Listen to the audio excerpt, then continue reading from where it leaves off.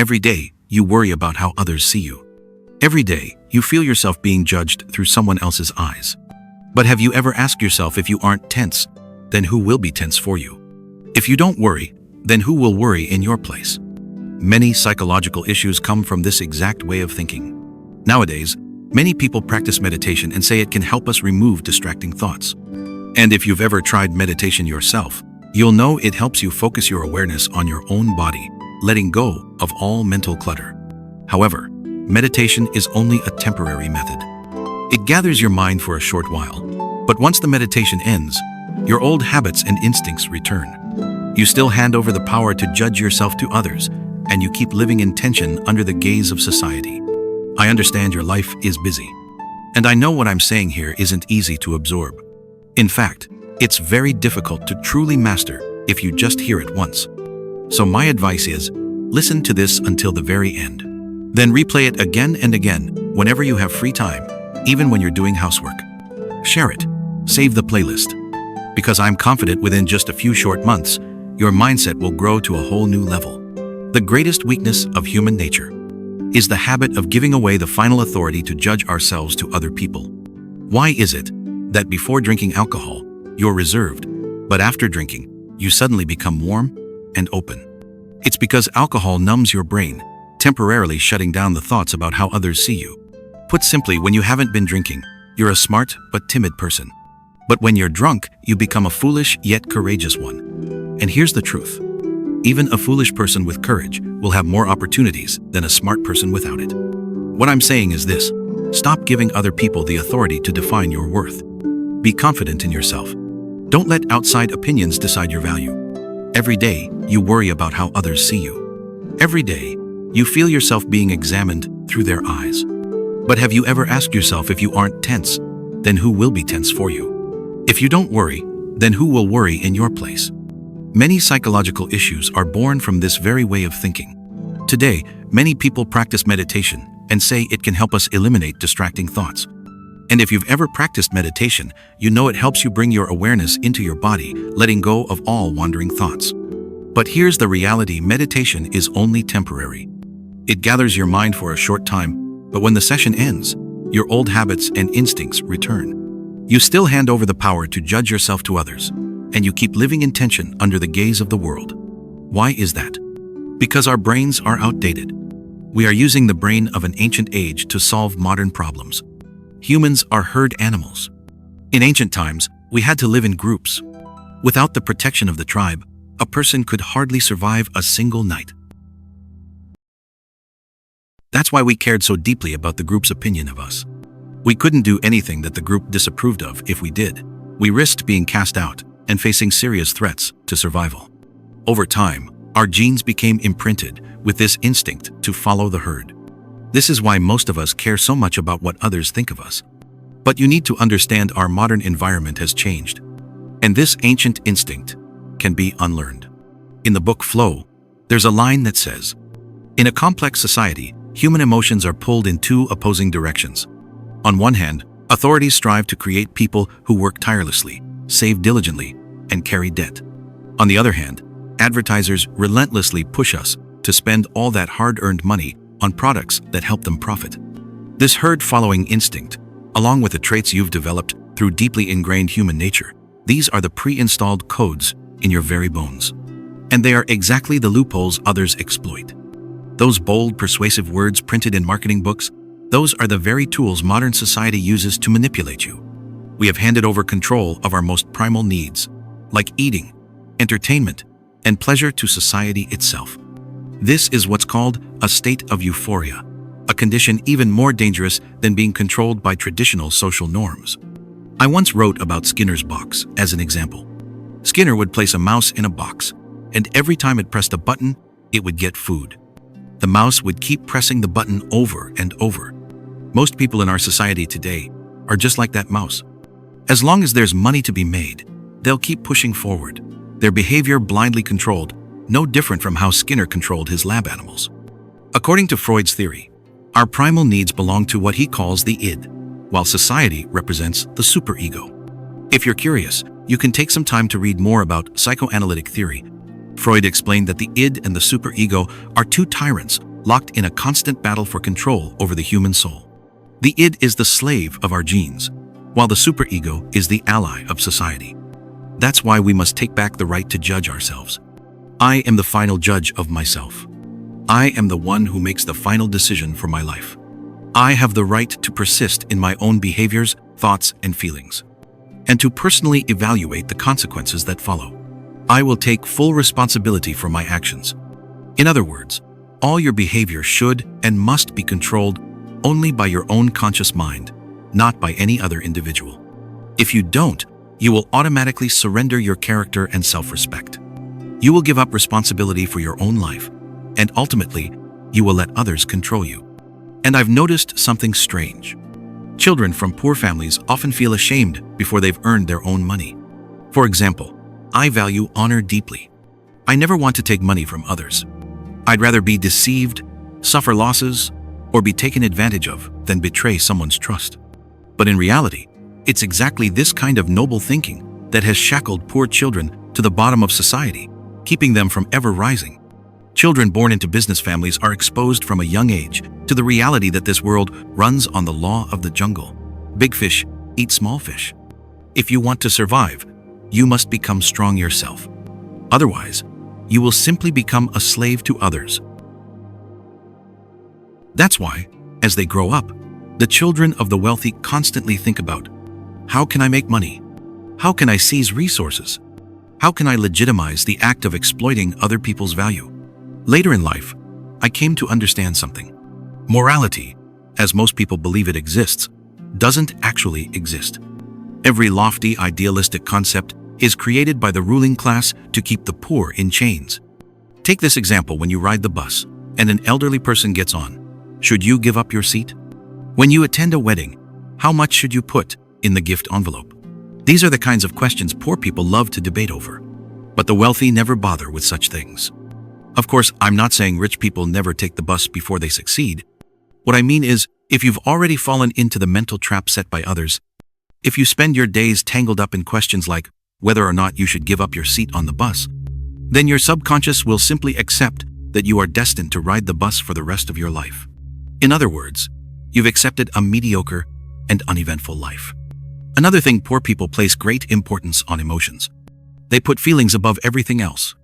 But they don't realize that emotions can also be a form of bondage and even exploitation. For example, when you've worked hard and finally earned a little money, those poor friends from your past might suddenly reappear, not to congratulate you, but to leech off your kindness. Or when you've grown up, formed your own opinions, and no longer want to live under your parents' arrangements, they might scold you, calling you ungrateful, disrespectful, or a bad child. Eventually, you'll come to see that many of the beautiful things painted into the world of the poor, such as love, morality, friendship, and helping others, when stripped of their outer shell, are often double-edged swords, ready to stab you the moment you let your guard down. If you want to escape that swamp, you must become tougher, colder, and less easily swayed. If you don't, others will swallow you whole.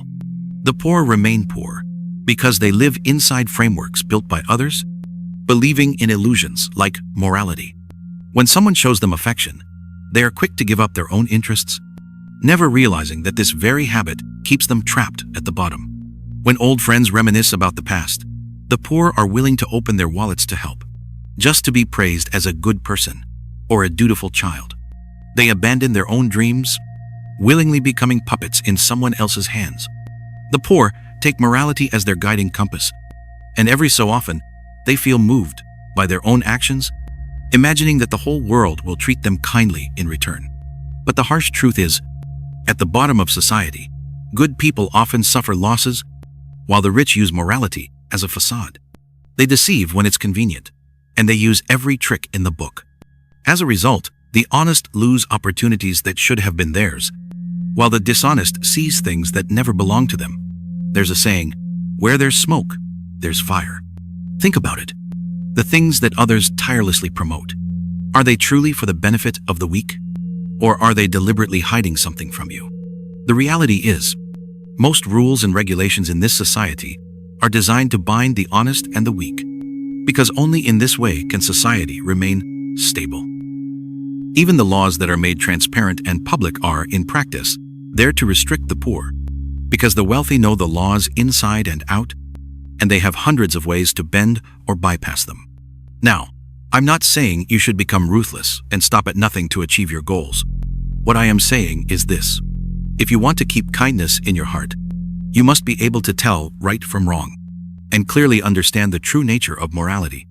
Morality, in one person's eyes, might be a chain that binds you, but in someone else's hands, it becomes a tool to control you.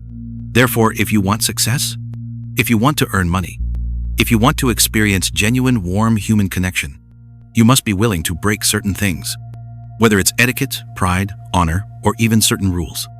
As long as you are not breaking the law, you should dare to try everything. Timidity is the poison that kills the kind-hearted.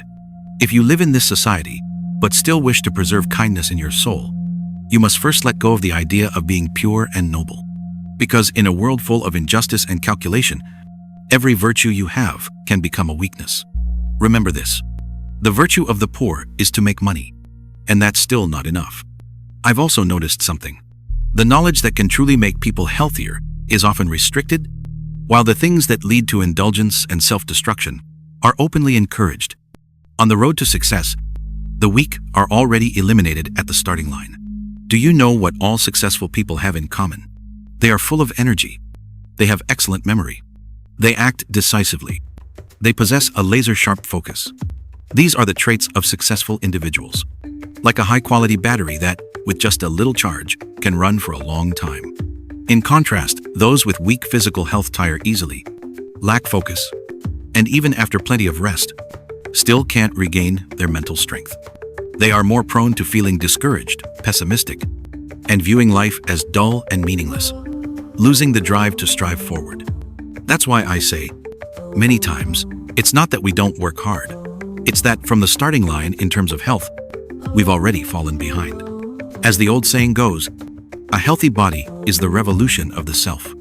If you are weak, don't torment yourself with guilt. Instead, stay away from toxic, negative things. Preserve your energy as much as possible. Live in a smaller home. Especially make your bedroom small, because a small bedroom is better for retaining vital energy. Some might ask, how should someone with poor health improve their body? You must understand, people with weak physical health often face many health problems. Changing yourself is not as simple as looking up a few herbal teas online or signing up for a gym membership. It requires a complete overhaul of your entire lifestyle system. Today, I will break this down into 4 main aspects to help you improve your physical condition: exercise, diet, emotions, and rest. Aspect number 1: proper exercise. This is an extremely important factor. Proper exercise increases our life energy. For those with weak physical health, I recommend practicing Baduanjin, 8 brocades, or Donghua meditation head exercises. These are 2 very effective and easy to practice methods. Choose one of them and stick to it every single day. You will see noticeable changes. On the other hand, exercises that high-intensity workouts will only leave you more exhausted. Remember, exercise is meant to strengthen your health, to give you more energy and clarity to work and create wealth. Aspect number 2: a healthy diet. Eliminate fast food and processed foods from your menu immediately. You have no idea what kinds of ingredients they've used, what type of oil they've cooked with. Also, limit spicy, overly hot, or overly cold foods, as they will harm your digestive system. Instead, eat more green vegetables, fresh fruits, and properly prepared protein-rich meals. The best option is to prepare your meals at home. Remember, eating is to nourish the body for health, not to satisfy a fleeting craving of the taste buds. Aspect number 3: controlling negative emotions. The explosion of the internet has flooded us with information. Everyone is creating content, running ads, making our lives more chaotic and pressured. Long-term stress, anxiety, and mental strain will wear down your body, leaving you exhausted both physically and mentally. My advice: spend time reading books on traditional culture, books that enlighten the mind and soul. Visit quiet, peaceful places regularly to calm your mind and meditate. Aspect number 4: proper rest. Those with weak physical health need to sleep early, wake early, and keep this habit consistently. Instead of spending your free time scrolling on your phone or playing games, use that time to take a walk, read a book, meditate, or immerse yourself in nature. All change takes time. You don't need to transform 180 degrees overnight. Start with the smallest actions. What matters is persistence. Gradually, the things you are working on will become habits. When you practice these 4 aspects well, you will notice significant changes. A stronger body, a clearer mind, and smoother progress in both work and life. Remember, the person who can save you is no one else but yourself. You are your own savior. As for those at the bottom of society, how can they rise again? If you want to rise, the first step is to conduct a deep self-examination. Ask yourself, are you often in contact with unhealthy things? Do you often engage in unhealthy actions? These will drain both your vitality and your spirit. If you truly want change, the urgent task is to give up your bad habits.